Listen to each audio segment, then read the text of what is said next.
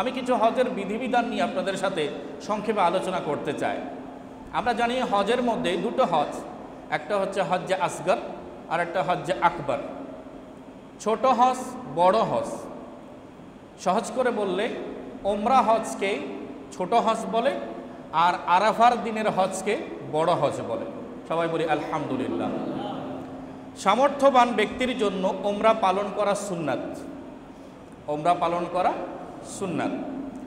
ওমরার ফরজ দুটি, এহরাম ওর তাওয়াফ করা, আর ওয়াজিব হচ্ছে দুটি, সাফা মারওয়ার মাঝে সাই করা এবং এরপরে মাথা মুন্ডন করা বা চুল ছোট করে ফেলা। এটা হচ্ছে ওমরার বিধান। আর বড় হজের জন্য নিয়ত করাকে বলা হয় এহরাম। ওমরার জন্য মিকাত থেকে এহরাম করতে হয়।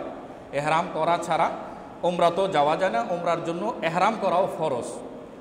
আর বড় হজের জন্য আমাদেরকে এহরাম করতে হবে। তো এহরামটা কি? এহরাম হচ্ছে হজের নিয়ত করা। হজের জন্য নিয়ত করা। হজের নিয়ত করে আপনি 2 রাকাত নামাজ আদায় করবেন। নামাজ আদায় করার পরে লব্বাইক আল্লাহুম্মা লব্বাইক, সবাই বলি লব্বাইক আল্লাহুম্মা লব্বাইক, লব্বাইক লা শারীকা লাক লব্বাইক, ইন্নাল হামদা ওয়ান নি'মাতা লাকা ওয়াল মুলক লা শারীকা লাক। আল্লাহ তাআলা আজকের এই তালবিয়ার উসিলায় আমাদেরকে আরাফার মাঠের হাজীদের সাথে তালবিয়া পড়ার তৌফিক দান করুন। সম্মানিত মুসল্লিনে কেরাম, নামাজের পরে 2 রাকাত নামাজের পরে এই তালবিয়াটা উচ্চ স্বরে বান্দা পড়বে। এতেই তার নিয়ত পূর্ণ হয়ে যাবে, তিনি এহরামের মধ্যে অন্তর্ভুক্ত হয়ে যাবে। আর আমরা যখন হজ সম্পাদনের ক্ষেত্রে দেখব, তো বড় হজটা 3 প্রকারের হয়ে থাকে। একটা হচ্ছে হজ্জে ইফরাদ, আরটা হচ্ছে হজ্জে কিরান, আরটা হচ্ছে হজ্জে তামাত্তু। শুধু হজের এহরামের নিয়ত করলে জিলহজ মাসের 7 তারিখে হজের এহরাম পরে হজের এহরামের নিয়ত করলে, হজের জন্য নিয়ত করলে যে হজটা শুধু হজ আদায় করা, সেটাকে বলা হয় হজ্জে ইফরাদ। আর সেটার জন্য যারা হজের জন্য যাবেন তারা যদি একেবারে জিলহজের প্রথম 5 দিনের মধ্যে 4 তারিখ 5 তারিখ এই সময়ের মধ্যে বা 7 তারিখে যেদিন হজ শুরু হবে সেদিন যদি কেউ গিয়ে পৌঁছেন, অনেক সময় ফ্লাইট দেরি হতে হতে একেবারে হজের কাছাকাছি সময়ে গিয়ে বান্দা পৌঁছে যায়, তখন তার জন্য এই এহরামটাই করতে হবে। তিনি আর ওমরা করার সময় পান না, সেই জন্য তাকে শুধু হজের জন্য এহরাম বাঁধতে হবে।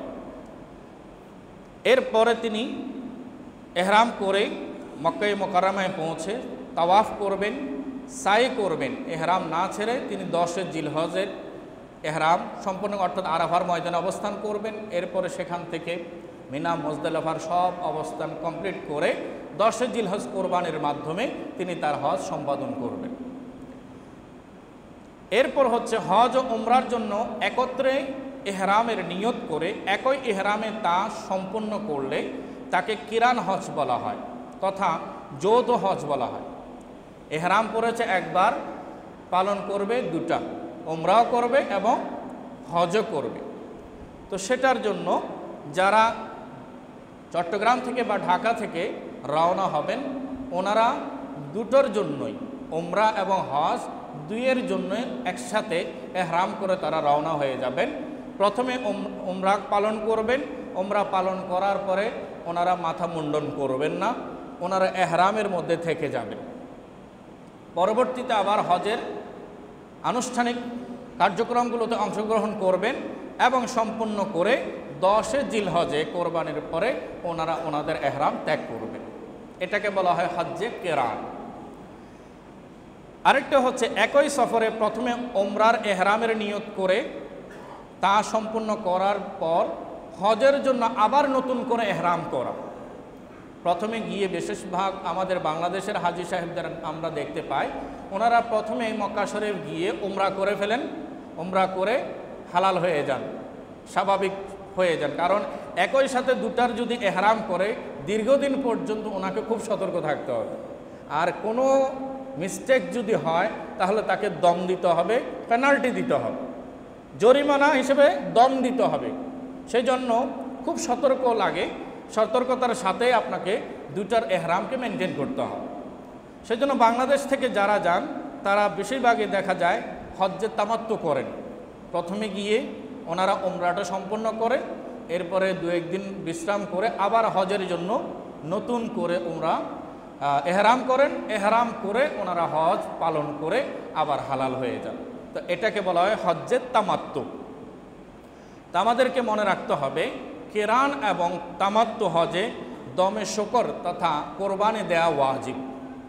যেহেতু এখানে দুটো হজ করা হচ্ছে, উমরাও করা হচ্ছে, হজও করা হচ্ছে, তো দুইটা আমলের মধ্যে বান্দার অনিচ্ছায় ভুল ত্রুটি হয়ে যাওয়ার সম্ভাবনা বেশি থাকে। সেই জন্য পূর্ব সতর্কতায় বলা হয়েছে যারা উমরা এবং হজ দুটোই, এটা কেরান হজ এবং তামাত্তু হজ দুইয়ের মধ্যে এই বিধানটা পাওয়া যায়, সেক্ষেত্রে ওনারা অবশ্যই একটা দমে শুকর কোরবানি ওনারা আদায় করবেন, যাতে করে ওই কোরবানির ওসিলায় আল্লাহ তাআলা তার এই হজ পালন করার সময়ে যদি কোনো ভুল ত্রুটি হয়ে থাকে সেগুলোর জন্য আল্লাহ মাফ করে তার হজকে কবুল করে নেন। হজের মধ্যে হজ পালনরত অবস্থায় হাজী সাহেবগণ 9 তারিখ আরাফার দিন এবং কোরবানির দিন, কোরবানির পরবর্তী 11, 12, 13 তারিখ ওনারা জিলহজের রোজা রাখা নিষিদ্ধ, ওনারা রোজা রাখবেন না। আমরা যারা হাজি নই আমাদের জন্য 1 থেকে 9 তারিখ পর্যন্ত জিলহজের প্রথম 9 দিন রোজা রাখার বিধান আছে এবং কোরআনে আল্লাহ তাআলা প্রথম দশক ওয়াল ফাজরি ওয়ালায়ালিন আশর বলে সূরা ফাজরের সূচনাতে আল্লাহ তাআলা ওই বিশেষ 10 দিনের কসম করে সেটার মর্যাদা তাৎপর্য আমাদের সামনে তুলে ধরেছেন।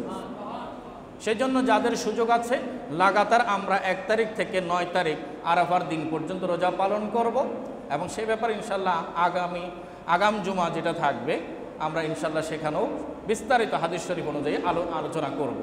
শুধু আমি এতটুকুই বলছি যে হাজী সাহেবেনরা ওনারাও চাইলে এহরাম অবস্থায় রোজা পালন করতে পারবেন, তবে ওনারা আরাফার দিন রোজা রাখবেন না, ঈদের দিন এবং ঈদের পরবর্তী 3 দিন ওনারা রোজা রাখবেন না। বাকি আমরা যারা আছি আমরাও ঈদের দিন, ঈদের পরবর্তী 3 দিন, মোট 4 দিন, জিলহজের 10, 11, 12, 13 এই 4 দিন রোজা রাখা সকল মুসলমানের জন্য হারাম, নিষিদ্ধ। আরেকটা দিন আছে ঈদুল ফিতরের দিন, রমজান শেষ হলে শাওয়ালের 1 তারিখ, বছরে 5 দিন রোজা রাখার কোনো সুযোগ নাই, রোজা রাখা নিষিদ্ধ। আর অন্যান্য সময়গুলোতে আমরা রোজা রাখতে পারবো, কোনো অসুবিধা নেই। হজের ক্ষেত্রে 3টা ফরজ বিষয় আছে, একটা হচ্ছে এহরাম পরিধান করা, আর একটা হচ্ছে উকুফে আরাফা, আরাফার ময়দানে 9 জিলহজ জোহর থেকে 10 জিলহজের ফজরের পূর্ব পর্যন্ত যে কোনো সময়ে আরাফার ময়দানে অবস্থান করা, আর একটা হচ্ছে 3 তাওয়াফে জিয়ারত করা 10 জিলহজ কোরবানি করার পর ফজর থেকে 12 জিলহজ সূর্যাস্ত পর্যন্ত যে কোনো সময়ে আল্লাহর ঘর খানায় কাবায় এসে তাওয়াফ করা, 7 চক্কর প্রদক্ষিণ করে আসা, এটাও বান্দার ওপরে ফরজ। পুরুষের এহরামটা আমরা সবাই অবগত আছি। পুরুষের এহরাম অবস্থায় হচ্ছে খোলা চাদর পরিধান করবেন, মাথা খালি থাকবে এবং এমন স্যান্ডেল তিনি পরিধান করবেন যাতে পায়ের পাতা খোলা থাকে। আর নারীদের এহরামের জন্য বিশেষ কোনো পোশাক নেই, তবে তারা মুখমণ্ডল খোলা রাখবেন, তাদের চেহারা খোলা থাকবে, এটাই তাদেরকে বিধান দেওয়া হয়েছে। পরিষ্কার পরিচ্ছন্ন ভালো কাপড় যদি ওনারা পরিধান করা থাকেন পর্দা মেনটেন করে, তাহলে সেটাই ওনাদের এহরামের কাপড় হিসেবে বিবেচিত হবে। তাদেরকে এহরামের জন্য বিশেষ কোনো কাপড়ের বিধান ইসলামী শরীয়তে দেয়া হয়নি। এহরাম অবস্থায় কিছু কাজ নিষিদ্ধ আছে। পবিত্র কোরআনে সূরা বাকারার 197 নম্বর আয়াতে পাক আল্লাহ সুবহানাহু ওয়া তাআলা ইরশাদ করেছেন, আল হজ্জু আশহুরুম মালুমাত, হজ নির্দিষ্ট মাসগুলোতেই করতে হবে। তো হজের মাস 3টি, শাওয়াল, জিলকদ এবং জিলহজের প্রথম 10 দিন। আর ফামান ফারাদা ফিহিন্নাল হজ্জা, এই সময়ে এই দিনগুলোতে যার উপরে হজ ফরজ হবে আল্লাহ বলছেন ফালা রফসা, সে কোনো অশ্লীল বাক্যালাপ করবে না, ওয়ালা ফুসুকা, কোনো পাপাচারে লিপ্ত হবে না, ওয়ালা জিদালা ফিল হজ, এবং হজরত অবস্থায় কারোর সাথে ঝগড়া বিবাদে লিপ্ত হবেন। যদি এই কর্মগুলো তার মধ্যে পাওয়া যায় তাহলে কি হবে, তার উপরে দম দেওয়া ওয়াজিব হয়ে যাবে। সেই জন্য এই কাজগুলো করা যাবে না। সহজে কোনো প্রাণী হত্যা করা যাবে না, রতিক্রিয়া, অন্যায় আচরণ, কলহবিবাদ ইত্যাদি থেকে বিরত থাকতে হবে একজন হাজী সাহেবকে। হজের ওয়াজিবগুলো সম্পর্কে আমরা ইনে নাটশেল একেবারে তালিকা করে আমি আপনাদের সামনে উপস্থাপন করছি। এক, আরাফার থেকে মিনায় ফেরার পথে মুজদালিফা নামক স্থানে অবস্থান করা। 10 জিলহজ ফজর থেকে সূর্যোদয় পর্যন্ত কিছু সময় অবস্থান করবে। সাফা ও মারওয়া সাই করা। রমিয়ে জিমার, পাথর মারার কিছু নির্দিষ্ট স্পট আছে, সেখানে 10, 11, 12 জিলহজ জমরায় শয়তানকে উদ্দেশ্য করে পাথর মারা। তামাত্তু ও কেরান হজে দমে শুকর বা কোরবানি আদায় করা। মাথার চুল কেটে বা মুন্ডন করে এহরাম ত্যাগ করা। বিদায়ী তাওয়াফ করা এবং নবী করিম সাল্লাল্লাহু আলাইহি ওয়াসাল্লামের রওজা মোবারক জিয়ারত করা। সবাই বলি আলহামদুলিল্লাহ। অনেকে আবার আপত্তি তোলেন যে হজের মধ্যে আবার মদিনা যাওয়া দরকার কি? আমরা বলি যে হজ আমাদের শিখিয়েছেন কে? হজ দিয়েছেন কে? হজের পদ্ধতিটা আমাদেরকে ট্রেনিং দিলেন এবং নিজে করে দেখালেন কে? উত্তর আসবে রাসূলুল্লাহ সাল্লাল্লাহু আলাইহি ওয়াসাল্লাম। তো যার বদলতে এত বড় ইবাদত পেলাম, ওনাকে না দেখে কি বাড়ি ফেরত আসবো?